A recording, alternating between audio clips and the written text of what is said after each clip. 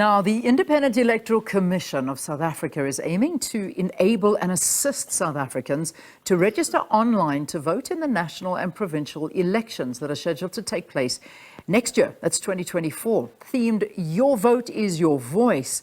This campaign will be featured on print, electronic and digital media. According to the IEC, the online voter registration campaign is scheduled to take place from February the 20th, that's today, until the 3rd of March, and is targeted at South Africans who are 16 years of age and older. The campaign also forms part of a multi-faceted year-long campaign by the Commission to encourage and facilitate eligible South Africans to register. To tell us more, we are joined by IEC Chairperson Mosotho Moepya. So lovely to have you. Thanks for joining us, Chair. It's wonderful to be invited, and thanks for having us. Pleasure. Good morning to you. So, and the viewers. We know that this is quite a kind of an awareness drive at the moment, and you're trying to get it out there to allow people to understand. And this is a big step, because many are saying, finally, we've been waiting for this. So talk to us about this online registration. Leanne, online registration has been a thing that many of our, especially our young voters, have been asking for. We have done work with them, and they've been looking at opportunities where they could register and vote online. We are able to bring a registration online. Voting will still be in person, and we are working with Parliament to look at possible ways in which in the future we could vote online as well. Yeah, I mean, because that I saw just a couple of responses from people saying, you know, is this possible? Will we ever get to the stage where we will be voting online? You've just answered that question. So that's the bigger plan. That's the bigger plan. We do everything at the moment, from registering until just before voting. We do everything online, but voting is still an exercise that one has to do in person. In terms of our laws, we are continuing to look at best practices around the world of voting either online or using electronic means. There are many ways of doing so. Some of those ways may lend themselves to being amenable for us to use, but others don't. And so we have to be very careful about what we choose. It's a fairly long-term thing. I don't think we will be able to do it in the next 3 years, but certainly thereafter we could have lots of possibilities. Next year's elections will be done in person, but registration will be done online immediately. So let's talk about this now. Online, where do we go? How does this, talk me through it, and I will do it while you're speaking to me. Well, get your ID, Leanne. Okay. You get your ID book. You could use your ID book, green barcoded ID book, your smart card, or your temporary identification certificate. You then access our link. You get to our website, and we have a link there named register-to-vote.elections.org.za. Okay. Once you click that link, you enter your personal information. It's your ID number, your name and surname, and your mobile number. It will then send you a one-time PIN, a one-time password to your mobile number, the mobile number that you just entered.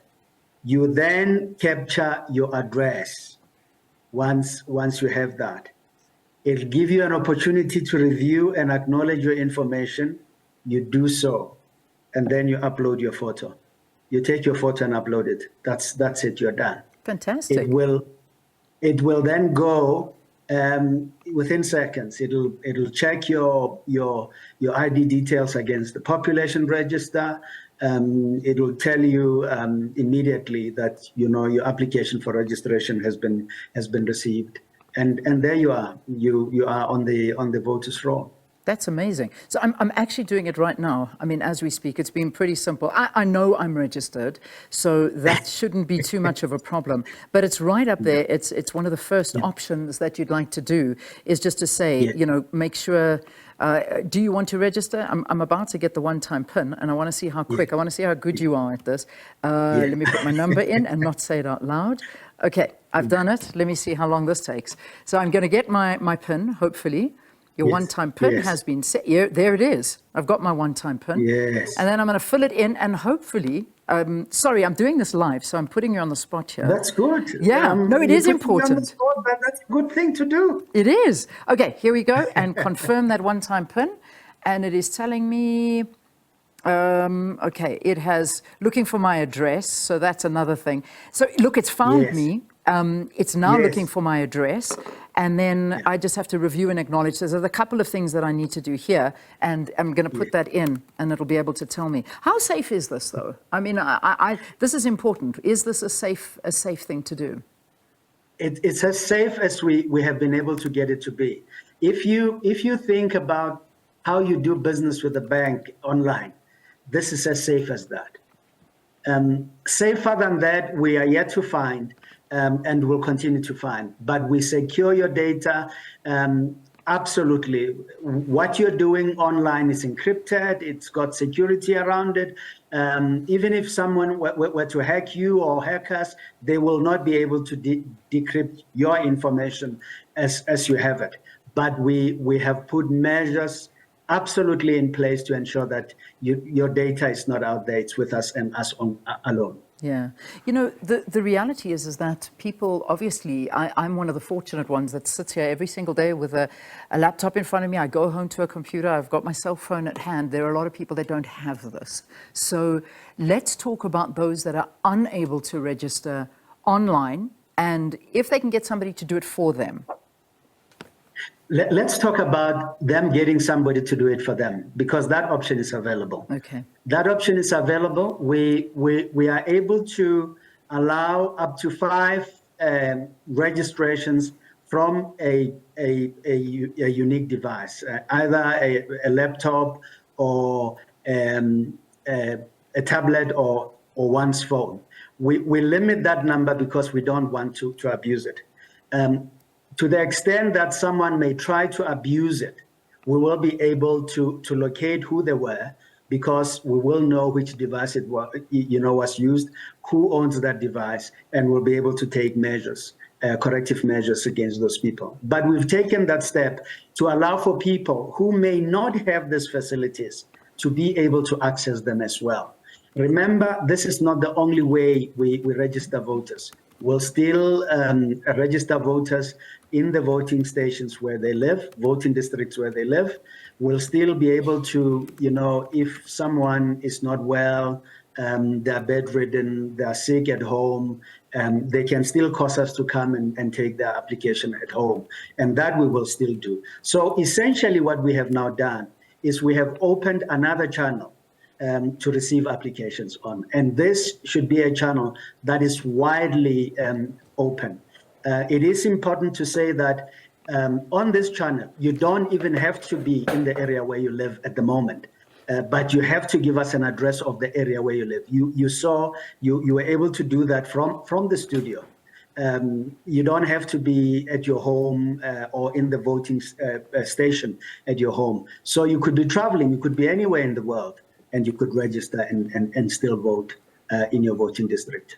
Listen, I would just like to tell you that everything is sorted. I've registered. I just need to upload a photograph from my cell phone, and I'm done. That's it. I need to upload my ID document, and it's pretty much so a very, very simple and easy process. But then again, I have been registered, but I imagine anybody that, I can see that it doesn't matter. It found my location, zoomed into where I live, and then showed me where it is that I'm going to. So this is a very big thing. Sakina's the same. She's also just done it, uploaded her ID. So we're good to go.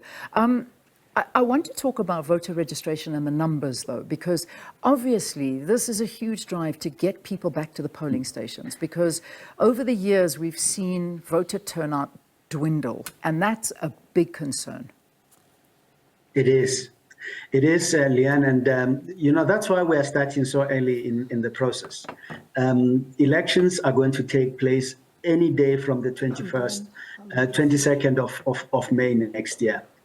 But we have begun right early. We want people to get used to these systems. We want to see the feedback they want to give to us. If there's anything they're struggling with, which we can help them deal with better, that's what we want to do. But we do not want to get to next year and people have not had the opportunity to do so. If people don't have the opportunity, it will not be for the lack of availing facilities. But we will always be reminding them. We will open all of our channels. We'll still open all of our stations across the country for registration. But this system that you've just used now can be used to change your address if you have moved house, to just view your registration details. All of that is available online. And with a year in advance, we are hoping to turn the tide against, a shortage of registration opportunities and therefore people enrolling on the voters' roll.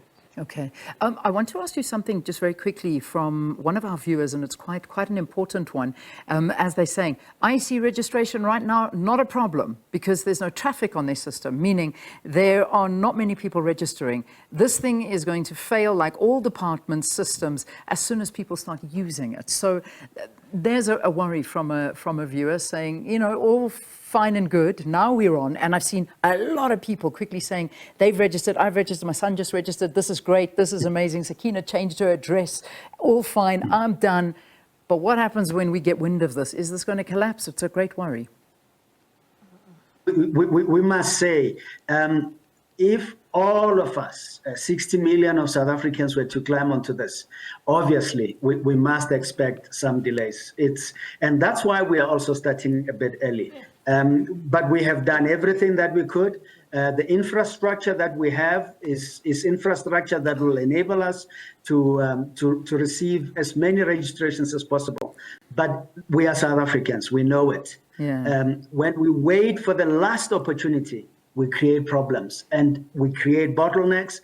And I'm afraid there are limits that systems can take, and we will fall into those bottlenecks. And we will keep encouraging voters who want to register to do so early and on time, and we can avoid all of those bottlenecks. I'm going to burst your bubble a little bit because already Clint wrote to us and said, I've just tried, the system is overloaded. I hate to be the bearer of bad news, but it already seems that it's struggling. No, I can assure you, Leanne, as we stand this morning, just before we came to the interview, I was looking, there was a lot of capacity. Yeah. There are a number of things, and we must please be patient with them.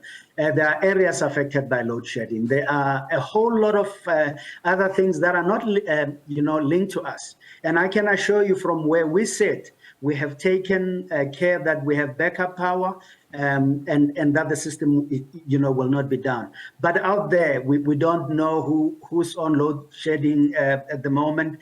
We don't have the schedule of everybody, and we want to plead for people to be patient and to look at their schedules. But for us, we will take the necessary care to ensure that we are online. Yeah, very important. I mean, again, I from personal experience, it's been a great service for me. I'm done. I've got 5 ticks. Everything is sorted, and I've gone through as well as uploading. While I've been speaking to you during the interview, I've not voted. I've put my registration through, and everything seems to be good.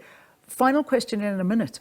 Are you worried about elections going ahead? Because there's still constitutional and courts and hearings, and you guys are running out of time with everything that's going on behind the scenes. Well, Leanne, elections require a lot of preparation. And a big part of those preparations are actually founded or established in law. It is the law that is outstanding at the moment. Let me tell you what we have done, and we have been clear about this. We are proceeding with the preparations. We are premising our preparation on the law as it stands, with the last updates. In other words, the bill that has passed has gone through the Portfolio Committee on Home Affairs. clearly indicates to us what the lay of the land is likely to be, not what it is, what it's likely to be. It'll only be once it is signed into law. And we are working on a contingency on that basis. If that bill changes significantly, then of course we will say to you differently. We'll say to you, here's a problem, as we will tell everyone else. What we were working on, anticipating the law to be what it is, has changed. Okay. And now we would need to change. But right. that's really where we are. We do not want to be the reason why an election cannot be held on time. All right. We have to leave it there, Chair. Thank you. Thanks for talking to us. IEC Chairperson Mosotho Moepya speaking to us about plans to enable and assist South Africans to register online. Go to the website, iec@elections.org.za. Get on there and do it. A very easy and smooth process. We've got to say goodbye. Sakina? All okay. good. I got my two SMSs, the one to say I've registered, and now I've received another one saying that it's actually telling me which voter district I'm in and also where to vote. Well done. So I've got all my sorted. details.